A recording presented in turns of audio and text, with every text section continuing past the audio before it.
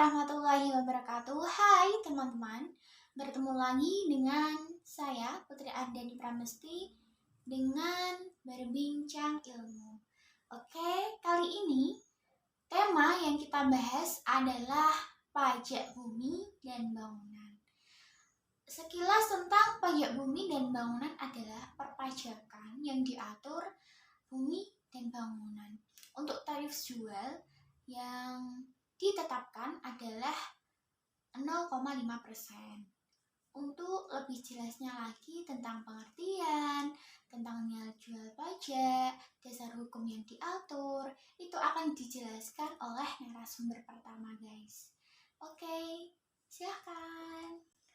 Assalamualaikum warahmatullahi wabarakatuh. Perkenalkan, nama saya Widya Tunajiha. Saya akan menjelaskan tentang pajak bumi dan bangunan. Pajak bumi dan bangunan adalah pungutan atas tanah dan bangunan yang ada sebab adanya laba dan atau kedudukan sosial ekonomi bagi seseorang atau badan yang mempunyai suatu hak atasnya.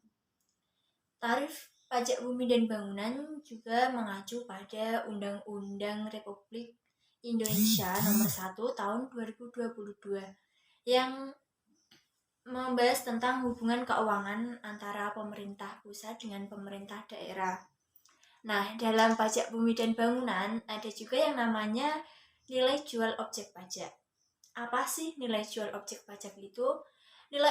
Nilai jual objek pajak adalah harga rata-rata yang diperoleh dari transaksi jual beli yang terjadi secara wajar, dan bila mana tidak dapat transaksi jual beli, nilai jual pajak tersebut ditentukan melalui perbandingan harga dengan objek lain yang sejenis untuk memperoleh nilai baru atau nilai jual objek pajak pengganti.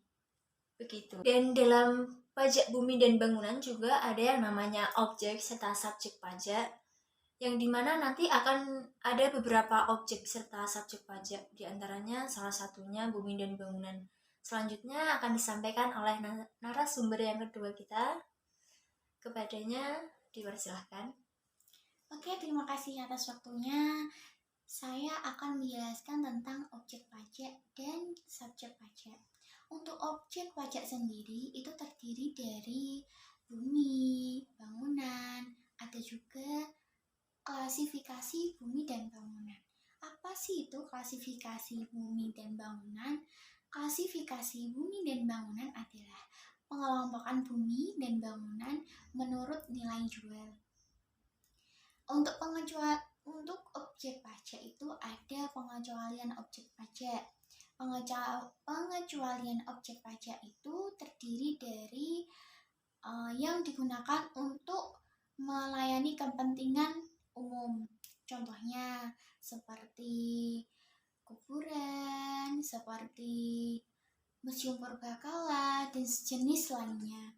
Selanjutnya itu ada seperti perhutanan, seperti hutan lindung, taman nasional, itu juga termasuk yang digunakan untuk melayani kepentingan umum.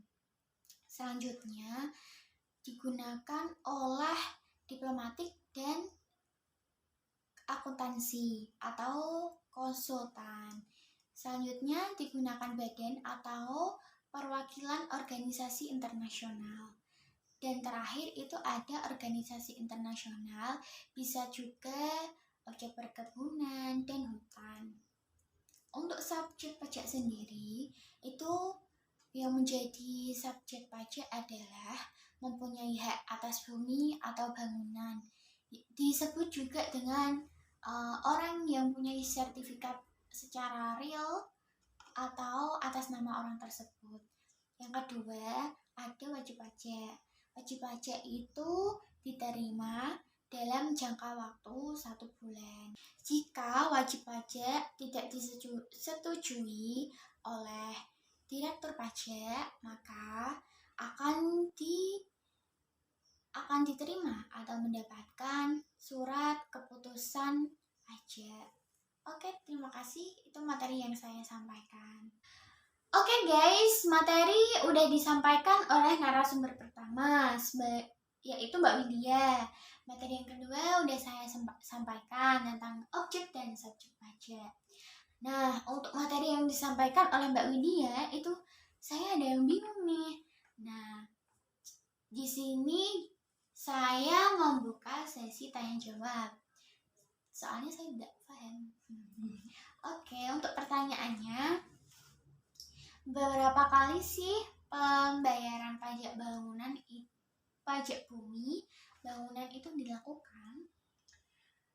Baik, saya akan menjawab pertanyaannya. Wajib pajak memiliki kewajiban dalam membayar pajak bumi dan bangunan yang terutang setiap tahunnya.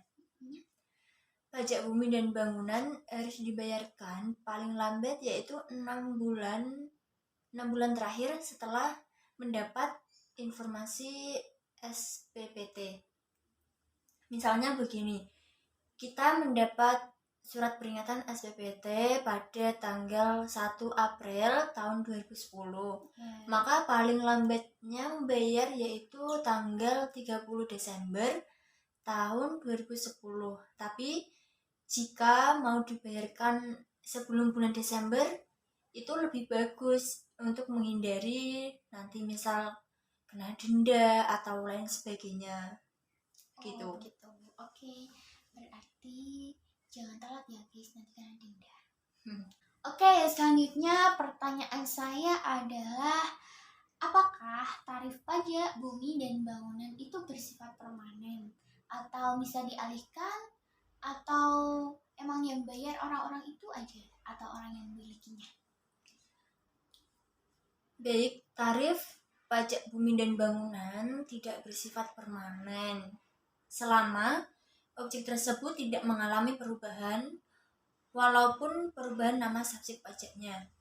Jadi tidak perlu khawatir, tarif pajak itu tidak akan bersifat permanen dan dapat berubah kapan saja. Dan selanjutnya tadi narasumber yang kedua kita yaitu Mbak Putri menjelaskan tentang objek dan subjek pajak dalam pajak bumi dan bangunan.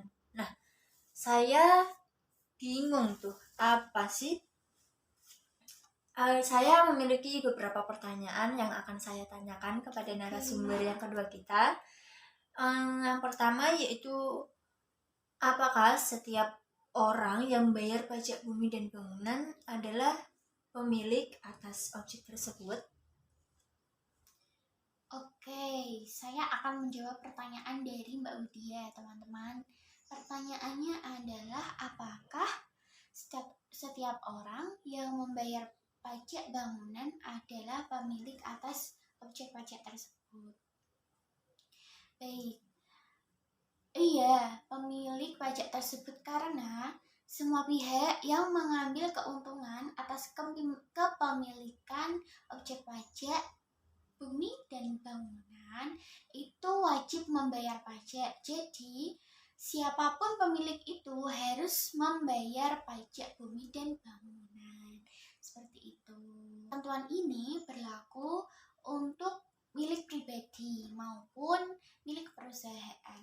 Dan untuk perusahaan, untuk pajak bumi dan bangunan itu tidak bisa diabaikan untuk kelangsungan usaha gitu, teman-teman. Bagaimana sih jika objek pajak masih dalam status sengketa pemiliknya? Jadi kan nanti kita bingung, misal kayak bangunan ini sudah tidak terpakai, nanti kita itu masih milik sengketa pemiliknya atau bagaimana? Oke, saya akan menjawab pertanyaan dari Mbak Widya, teman-teman.